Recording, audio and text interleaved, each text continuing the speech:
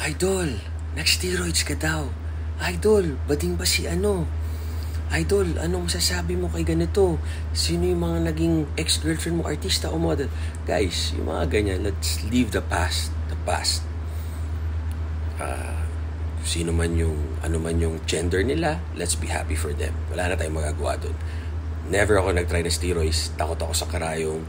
Kung ano man yung isipin nyo, okay yun na yun. Walang magic pill. Disiplina lang ang kailangan. Tsaka genetics. Hindi na mababago yun. Kung pinanganak tayong matangkad, matangkad tayo. Pag pinanganak tayong pangit, pwede magparetoke na muka. Pero kung masama ugali mo, walang retoke, masama ugali mo.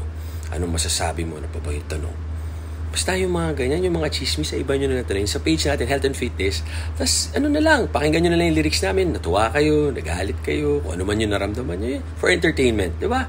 Pero yung pagkatao namin, ganito lang kami ni Mrs. Very simple, down to earth. Tama kayo, mali ako, not your doctor. Do what works for you.